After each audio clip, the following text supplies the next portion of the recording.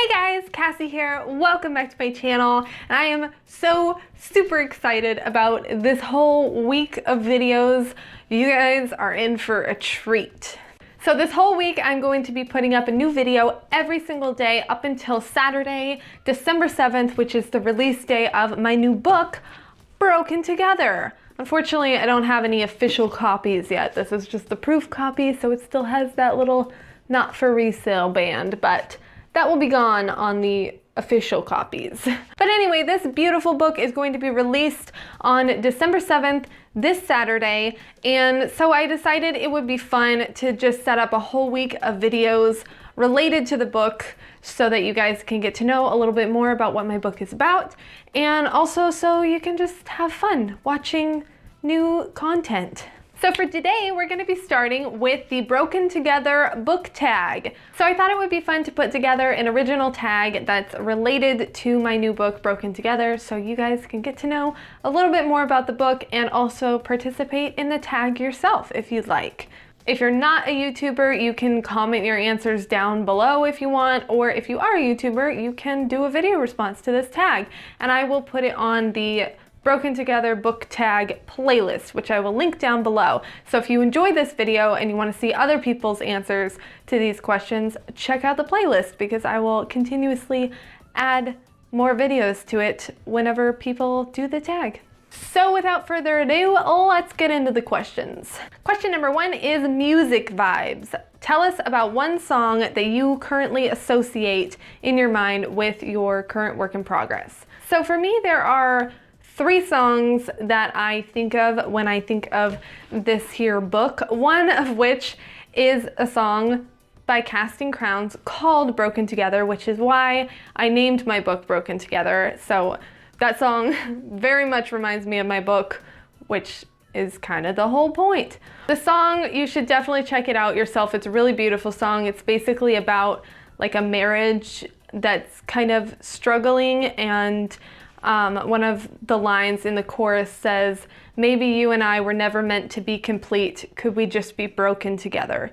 And that was kind of like the inspirational like theme of this book. Not that I wrote the book because of the song. Like I wrote the book and then I was trying to figure out a title for it, and I heard that song and was like, oh my gosh, this is perfect. So that song is called Broken Together by Casting Crowns, and you should check it out. But there are two other songs that kind of remind me of the book, one of which is Baby It's Cold Outside, because that is in the book at some point, which I won't spoil, but you'll know if you've read it what I'm talking about. And then another one is, there's a point in the story where a girl is singing a song about her life and her past and such, which again I won't spoil, but the song that I picture in my mind when I think of that scene is called Careful by Michelle Featherstone. So if you've read the book and you're curious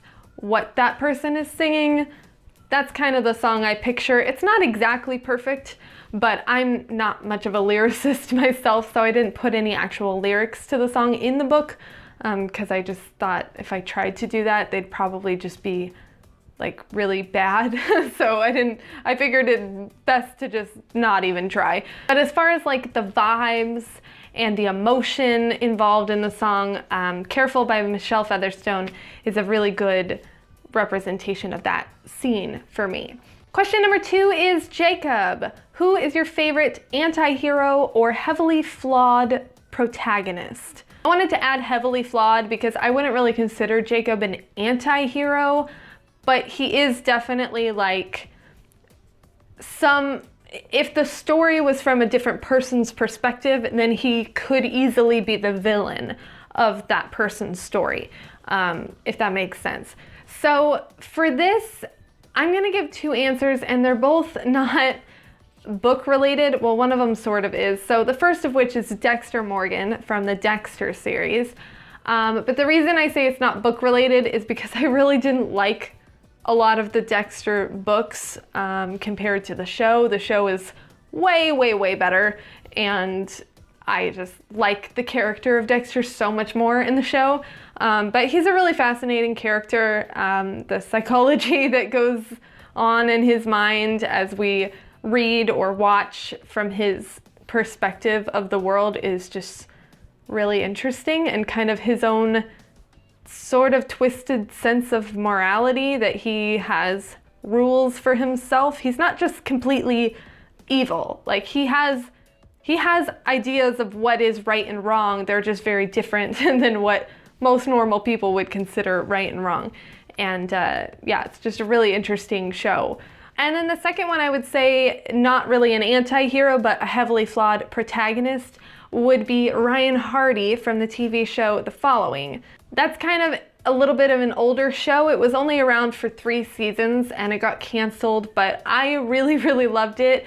It's actually, funnily enough, inspired my book, Keep No Record, which is the first book that comes before Broken Together. So one of the characters in that show is kind of the inspiration behind the character of Jacob Perry in my novels.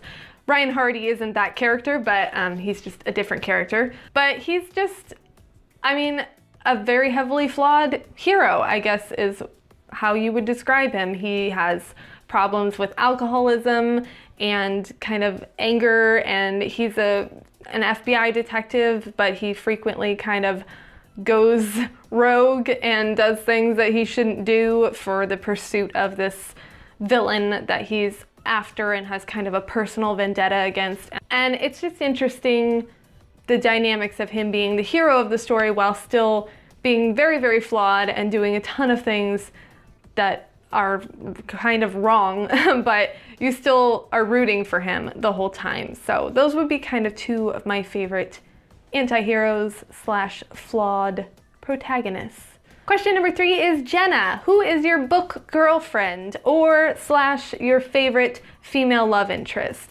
We talk all the time about our book boyfriends, Peter Malark, but we don't really talk about our book girlfriends very often. And I think I kind of get why that is, because as I'm trying to think of an answer to this question, I'm realizing a lot of the books I read are from the female's perspective. Like, the female is the protagonist and the love interests are male usually. So it's gonna take me a second to think about who my favorite female love interest is. Okay, so I actually had to go check my Goodreads list to look for female love interests, like stories that are written from a male perspective with a female love interest, because I just literally couldn't think of any, except Jenna, who honestly, Jenna's probably my favorite female love interest of all time because I adore her. She's my favorite character I've ever written, and I cannot wait for you all to meet her. But if I have to choose someone other than my own character, I would definitely have to go with Sam from The Perks of Being a Wallflower. I cannot believe I forgot about Sam for a minute there. I adore her. She is so sweet. Her relationship with Charlie is so precious. They have probably my favorite first kiss I've ever read in any book ever. It's just so adorable, and I just love their relationship so much. I love how she loves Charlie and appreciates him for all of his uniqueness, and it's the sweetest thing. I love their relationship so much. If you haven't read that book yet, what are you doing with your life? Go read it. It's very depressing and sad, but so great. So yeah, my answer for that would have to be Sam, but also Jenna, because she's awesome. Question number 4 is, Mikey, tell us about some of your favorite side characters. Mikey is a character in my book Broken Together. He's not in it a whole lot, but he was just a fun character to write. I just had a really clear vision in my head of the kind of person he is, and it was just fun. I'm not a very crass person myself, and I'm not very sexually suggestive or anything like that. And so it's kind of fun to me to write characters that are like that, which Jenna has a bit of that in her as well, which is probably why I like writing her so much. But Mikey's kind of the comic relief, and also like just, you know, he's a little bit rough around the edges, and I just had a lot of fun writing that character. But as far as my answer for this question, I think I'm gonna have to go with Harry from Evelyn Hugo, the Seven Husbands of Evelyn Hugo. I don't know if I would necessarily consider him a side character or a love interest. He's not really a love interest, but he's also like more prominent than I would consider like a side character to be. But I'm gonna go ahead and pick him because I couldn't really find anyone else that fit, and I really, really, really love him. I think his relationship with Evelyn and their story together is like so fascinating and unique, and just they're so supportive and just really great best friends, and I really enjoyed reading like every interaction they had on the page in that book was just really sweet, and I love him. So also, I'm pretty sure his name is Harry. For some reason, I just completely blanked on his name and I could not figure it out for the life of me. I was like reading review after review and nobody was ever saying his name. So I tried to Google it and I was like, I think it's Harry, but that might have also been one of the other men she was with. So forgive me if I'm saying the wrong name, but her like very close best friend guy is who I'm talking about. So if I'm saying the wrong name, forgive me, but I'm pretty sure it's Harry. Question number 5 is Jacob and Maggie. Tell us about a book that has good family dynamics. So Maggie is Jacob's little sister. Jacob is the main character of my book, Broken Together and Keep No Record. And Maggie is his little sister who has passed away. She was murdered, and they have a really, really close bond because of losing their mother at a young age and their father being abusive. Jacob sort of raised Maggie, and so he like really deeply cares for her. And there's some flashbacks in Broken Together that you get to see a little bit more of Jacob and Maggie's relationship with each other. And that's just something I really like writing because I think it doesn't get enough representation as it should, like family dynamics that are positive in especially YA, which my book is not YA, it's new adult, but especially in YA, I feel like family dynamics are always bad because it adds some drama. You know, if you have a sister and you don't get along with your sister, that's more interesting than if you do. Or your parents, if they're always like never understanding you, then that adds something to talk about other than like everything's just fine. So I get why it's done, but I would really like to see some stronger family dynamics in fiction, especially YA, because it seems really unfortunate that we're constantly like our representation for young people growing up is parents who just don't really have anything to do with their kids' lives. And especially like a lot of books I read are divorced parents who also have nothing to do with their kids' lives.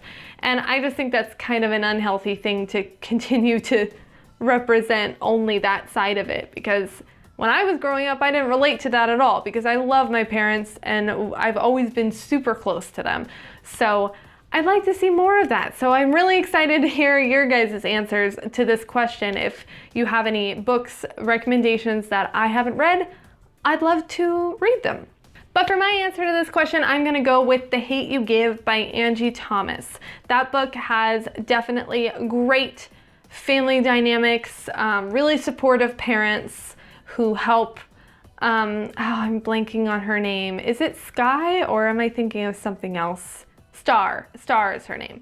So Star's parents really help her a lot through the like crazy things that she's going through in that book, and I think it was really important, especially given the heavy subject matter, to not portray that story as this young girl like going through all this on her own and her parents not helping, like going through something that tragic at like having a a friend get shot and killed by the police right in front of you, like, you need adults in your life to help you through something like that. And I'm really glad that Angie Thomas decided to portray like good family relationships in that book. Like, her dad is a little bit rough around the edges, but you can tell that he still really cares about his children and loves them, and I just really love all of those moments. There's especially one scene where she and her mom like just go out to lunch or something and they're just talking, and it was so crazy. That scene made me realize how like little that ever happens in young adult fiction. I was like, what? A young girl is just going out to lunch with her mom just like for fun, to hang out? Like, what? That sounds crazy. And it was cool to me because I did that all the time with my mom. My mom's like one of my best friends. And so that was like, yeah, like girls should be just going out with their mom to hang out because it's fun and they like their mom and their mom likes them. So yeah, I just really like the family dynamics in that book, and I would love to hear more recommendations for books that have good family relationships. Question number 6 is Callie and Angela. Tell me about your favorite book besties. Callie and Angela are 2 characters in my book, Broken Together, and they are best friends, have been growing up for pretty much their whole lives.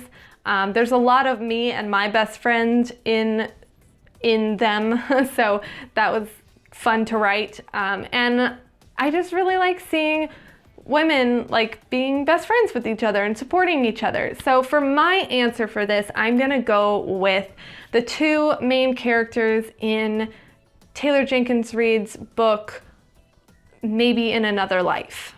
I don't remember their names because I'm just terrible at remembering characters' names, apparently, especially when I listen to the books on audio. Sometimes it just like leaves my mind really fast after I'm finished with the book. But that book is, the main character is going through a lot of really heavy stuff, and at the same time her best friend is also going through a lot of really heavy stuff, and it's just really beautiful the way that they come together and support each other and like move in together, and they're just basically kind of half joking about like, we don't need men, let's just live together and we'll be best friends and like support each other and have like a partnership in life.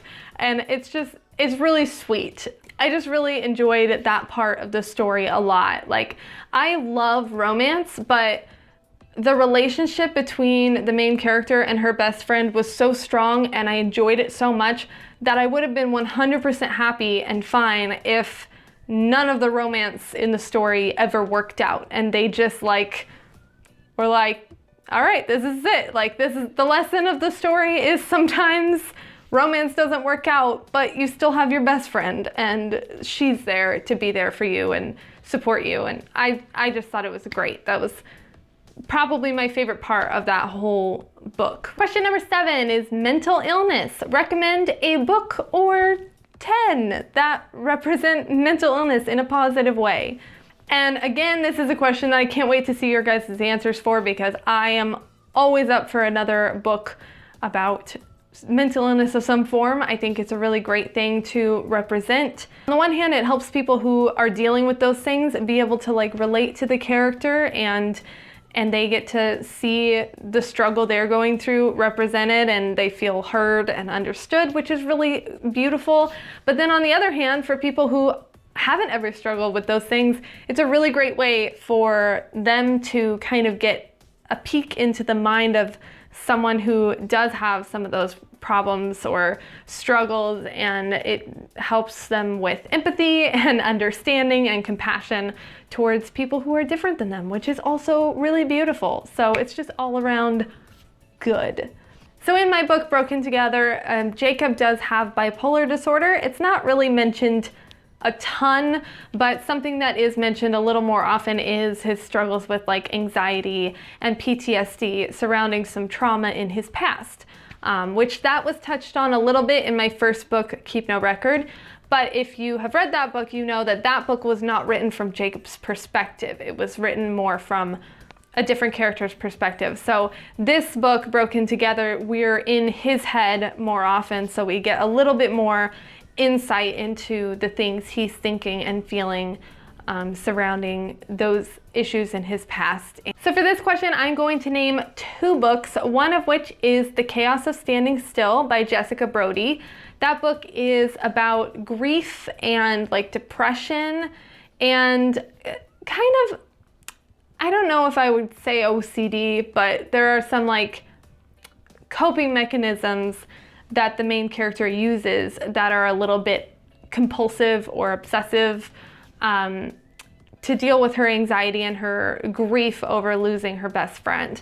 So that was just a really beautiful book. I've never lost someone that close to me before, so I don't know, like I can't relate in that way, but it was just incredibly heartwarming. I cried so many times reading that book. It's really, really well done, beautifully written, and also really funny and interesting as well in a lot of other ways. And there's a cute romance too, so it's just a really, really good book. And then the second one I want to mention, which is something I just read recently, is Turtles All the Way Down by John Green. That book is about a young woman who, again, like I don't believe whatever like disorder or whatever she has was named in the book, but to me it came across as obsessive compulsive disorder, which is something that I think is often misrepresented, and people have a very skewed view of what that actually is because of things like for instance, Monk. If you remember the TV show Monk, I love Monk, but it does kind of like, that's kind of the view people have of like, oh, if you're OCD, then you like things to be clean all the time and you're always like, you know, worried about germs and stuff. And that's not necessarily all that OCD encompasses. So I feel like Turtles All the Way Down did a really good job of portraying that, and also like anxiety coupled with that as well. And it was interesting to see the way that the main character's struggles affected her relationships with her friend, her best friend, and how she kind of misinterpreted her friend's irritation with her issues. And, you know, I felt like there were times when I was so angry at the best friend, like, no, you don't understand, like she's going through this.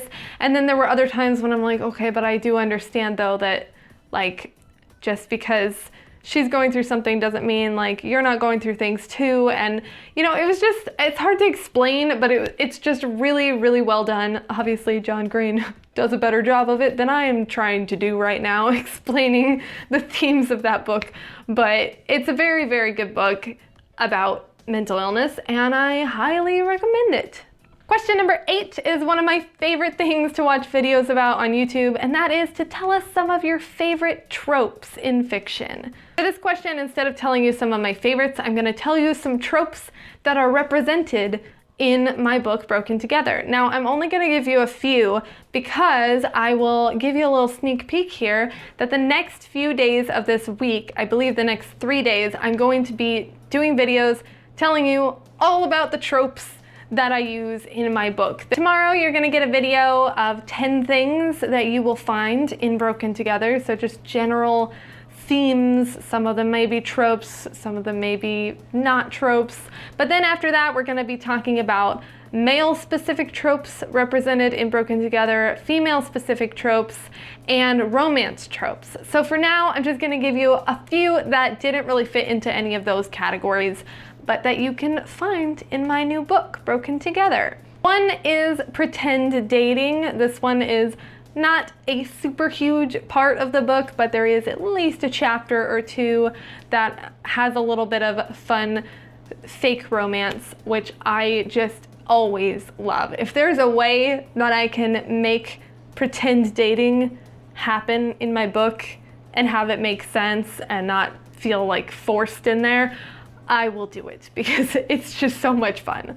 The second trope that I love is those moments where you like walk in on someone or see someone like a bit scantily clad in an unexpected moment, like in a towel or something. There may or may not be a scene like that in my book, and it's pretty cute. Maybe, hypothetically. If it was in there, it would probably be pretty cute.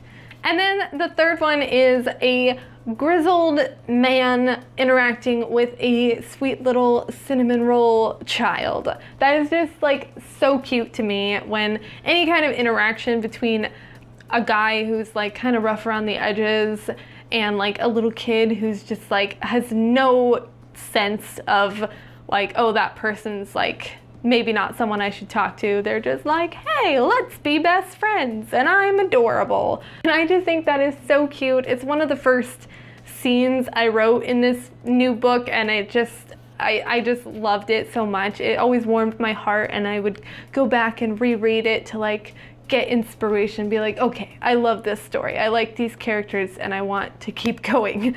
So yeah, those are a few tropes you can hope to see in Broken Together. Those are just little ones, but some of the more substantial tropes we'll be talking about over the next few days. And finally, question number 9 is to recommend a fellow indie author or AuthorTuber's book. I was thinking about it, and the only AuthorTuber book that I've read so far that I like super loved is The Savior's Champion by Jenna, which I think a lot of you have probably already heard of, but I'll just recommend it again because it is one of my favorite books. I think it's really great, and I cannot wait for the next one. But I will say The Laws of Founding by Nicole McKeon is really intriguing to me. I have not had time to actually read it yet because I've been so busy, but I have the first 2 books that she's written in that series, and I am dying to read them. I read the first chapter, and I'm frustrated that I don't have time to read right now because I really, really want to read it. So